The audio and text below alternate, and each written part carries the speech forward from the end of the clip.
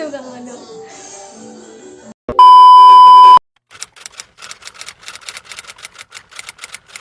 Hai, assalamualaikum warahmatullahi wabarakatuh. Selamat datang di channel aku, Aulia Regi Rahayu, atau bisa kalian panggil dengan Ayu. Dan di video kali ini aku mau ngebahas tentang apa sih perbedaan dari praktek pembangunan Orba dan reformasi. Jangan kelamaan, banyak cincong, langsung aja kita ke videonya. Jadi selamat menonton. Nah, sebelum kita langsung ke topik, pertama kita kenalin dulu yuk, sambil ingat-ingat apa sih Orba, Orla, dan reformasi. Jadi yuk. Yang pertama ada Orla. Orla ini singkatan dari Orde Lama. Era ini berlangsung dari tahun 1945 sampai tahun 1966. Yang menjadi identik dari zaman ini adalah zaman ini merujuk pada pemerintahan Soekarno. Jadi benar-benar zaman ini adalah zaman awal dasar pembangunan dari Indonesia, karena baru saja menang dari penjajahan. Yang kedua ada Orba atau Orde Baru. Zaman ini berlangsung pada era tahun 1966 sampai 1998, sekitar 30 tahun lamanya. Masa ini adalah masa pergantian dari masa pemerintahan presiden ke masa pemerintahan Soeharto melalui mandat Super Semar. Dan yang menjadi identik dari zaman ini adalah adanya peristiwa G30 SPKI. Yang selanjutnya ada era reformasi. Era reformasi ini berlangsung pada tahun 1998. Masa ini adalah masa-masa perubahan dari masa sebelumnya, sebagai awal dari periode demokrasi dengan sistem politik yang terbuka dan liberal. Nah, setelah kita mengingat kembali secara singkat ketiga zaman itu, jadi langsung aja masuk ke topik, apa sih perbandingan praktek pembangunan dari tiga zaman tersebut. Yang pertama ada perbedaan praktek pembangunan di bidang infrastruktur. Pertama, pada Orde Lama, bisa dibilang pada masa ini belum terjadi pembangunan yang secara spesifik, karena pada masa ini lebih ditekankan pada perencanaan di bidang ekonomi serta politik. Namun Presiden Soekarno membuat sebuah sarana olahraga untuk digunakan sebagai perhelatan Asian Games keempat di Senayan dan Ganevo, atau singkatan dari Games of the New Emerging Forces. Selain itu, pada masa ini juga dibuat bendungan Jatiluhur dan pabrik baja Krakatau Steel. Namun pembangunannya itu baru selesai pada zaman Orde Baru. Selain itu, pada zaman ini juga dibuatkan Masjid Istiqlal serta Monumen Nasional sebagai sebuah monumen untuk mengingat kembali masa-masa penjajahan sampai kemerdekaan Indonesia.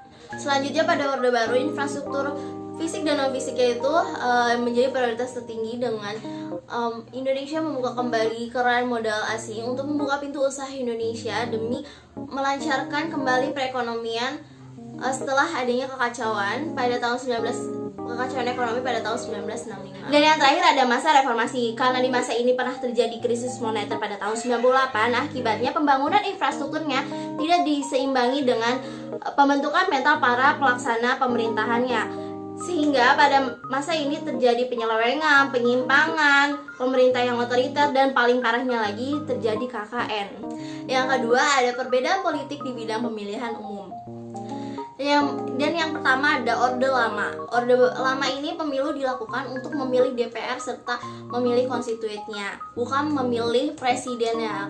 Jadinya pada masa ini presiden menjabat selama seumur hidupnya.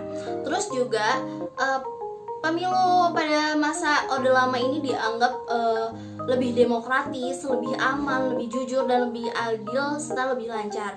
Namun pada masa ini pemilunya tuh banyak mengalami kendala, terutama dari faktor eksternalnya, dan masih banyak warga negara kita yang buta huruf dan juga lain sebagainya. Selanjutnya ada Orde Baru. Orde Baru ini pemilunya mempunyai semboyan, yaitu langsung, umum, bersih, dan rahasia. Tapi pemilu pada masa ini dibilang kurang demokratis karena pemilihan presidennya atau yang lainnya tuh masih dipilih oleh MPR atau lembaga pemerintahan. Yang mempunyai suara paling banyak adalah Partai Golkar. Dan juga pemilu pada masa ini lebih didominasi oleh 3 partai saja, golongan karya atau Golkar, P3 serta PDI. Sedangkan pada masa reformasi ini sudah mulai bebas dalam pemilihannya karena pemilihan umum pada masa reformasi ini sudah ada lembaga independennya atau biasa kita sebut dengan KPU, dan juga masyarakat bisa langsung memilih pilihannya siapa yang akan menjadi pemimpin negaranya. Dan juga pada pemilu di masa reformasi ini sudah banyak partai politik yang mengikuti pemilu tersebut. Ada perbedaan di bidang ekonomi, terutama di otonomi daerah. Nah, pada masa Orde Lama ini pelaksanaan otonomi daerahnya ini dibilang masih agak sukar dalam penilaian secara umum, tetapi daerah-daerah masih diberi keluasaan yang besar untuk berotonomi. Namun pasca dekret presiden keluar, pemerintahan daerah ini berubah nuansanya menjadi sentralisasi. Selanjutnya ada masa Orde Baru. Masa Orde Baru ini dianggap sebagai masa untuk mengoreksi kegagalan di masa Orde Lama. Namun pada kenyataannya semua kebijakan pentingnya itu malah diatur di pusat karena katanya adanya ketidakbalansan. Lalu sebagai akibat dari semua kebijakan penting diatur di pusat, akhirnya adanya kesenjangan antara Jakarta dan daerah. Ada zaman reformasi. Di zaman reformasi ini pemerintah kabupaten, provinsi, kota itu diberikan kembali otonomi daerahnya untuk membangun daerahnya masing-masing dan mengurus administrasi pemerintahannya. Selanjutnya ada perbandingan pembangunan dalam kebebasan pers. Pertama dari masa Orde Lama. Pada masa Orde Lama ini kebebasan tercermin pada fungsi atau peranan pers sebagai alat perjuangan atau alat komunikasi partai politik. Akibatnya pada masa itu tuh banyak pertentangan politik yang mewarnai halaman media cetak. Nah, pada masa itu juga disebut sebagai masa emas dalam kebebasan pers di Indonesia.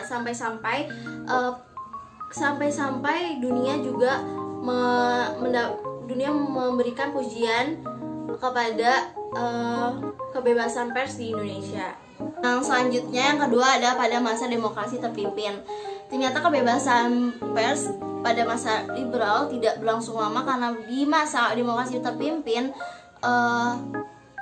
adanya gejolak politik dan juga keluarnya dekret presiden membuat presiden memegang kekuasaan tunggal dan membubarkan konstituentin. Dan akhirnya presiden mulai bertindak otoriter termasuk kepada pers, dan akhirnya kritik terhadap pemerintah mulai melunak dan kebebasan pers perlahan mulai tergerus pada masa ini. Selanjutnya pada masa Orde Baru. Nah, masa Orde Baru ini juga masih belum ada kebebasan dalam pers karena pada masa ini juga pemerintah tuh secara ketat mengontrol pemberitaan, karena apabila ada yang ketahuan sampai mengkritik kebijakan pemerintah, maka izin media tersebut akan dicabut atau bahasa lainnya dibredel.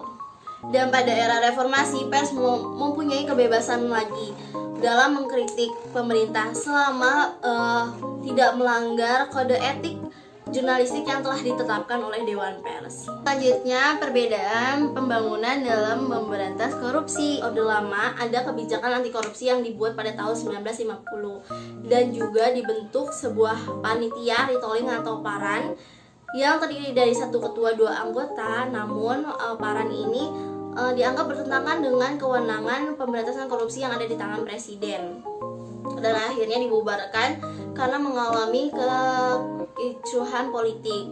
Dan tidak berhenti di situ, pada tahun 1963 presiden membuat pembentukan lembaga operasi budi yang bertugas untuk menjerat perusahaan dan lembaga negara yang melakukan aksi korupsi. Tapi operasi budi ini dibubarkan ketika akan menjerat Direktur Pertamina dan diganti dengan lembaga baru, yakni Komando Tertinggi Retolling Aparat Revolusi atau kita singkat jadi Kontrar.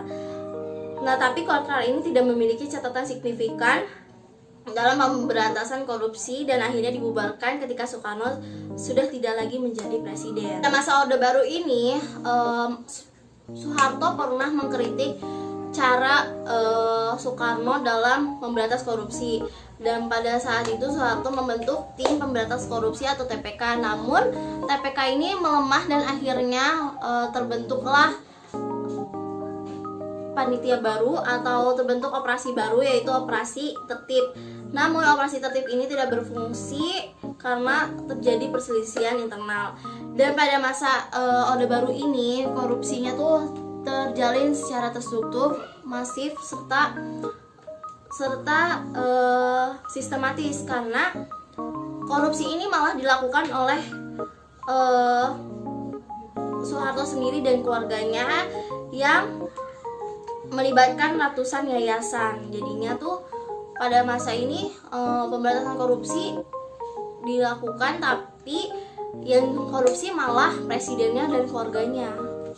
Nah, selanjutnya pada masa era reformasi, dan pada masa era reformasi ini akhirnya terbentuk kembali lembaga pemberantasan korupsi dengan nama Komisi Pemberantasan Korupsi yang terbentuk pada tahun 2002 dengan tujuan untuk membersihkan kembali lembaga-lembaga pemerintahan dari korupsi pada masa-masa sebelumnya.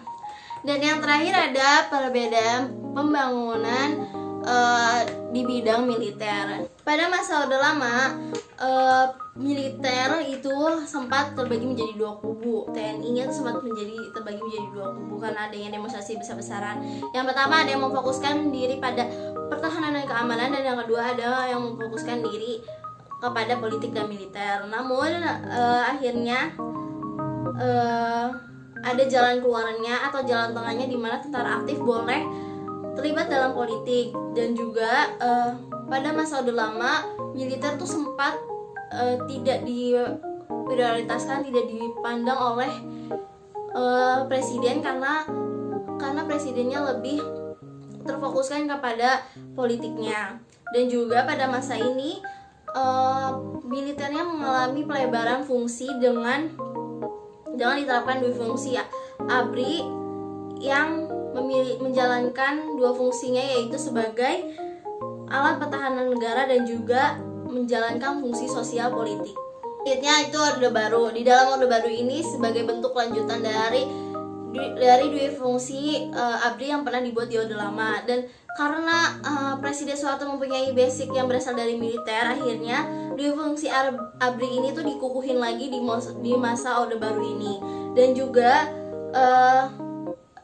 pembangunan militer di dalam masa ini tuh dijadiin sebagai alat promosi pemerintahan karena tingginya masyarakat yang percaya pada anggota-anggota militer. Pada masa reformasi yang terakhir ini, terutama pada pemerintahan Abdurrahman Wahid atau Gus Dur, dua fungsi ABRI itu dihapuskan dengan militer aktif tidak boleh terlibat dalam jabatan sipil, terus menghapus fraksi militer di DPR, dan juga memecah ABRI menjadi TNI dan Polri, sehingga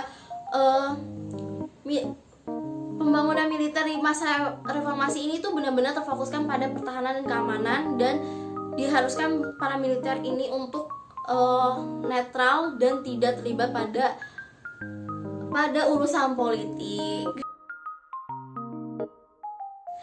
Sekian penjelasan singkat dari aku tentang perbedaan praktek pembangunan pada masa Orde Lama, Orde Baru, serta reformasi.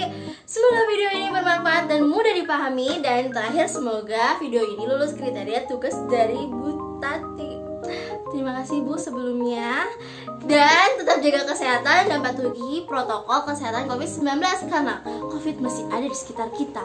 Oke, terima kasih. Wassalamualaikum warahmatullahi wabarakatuh. Dadah.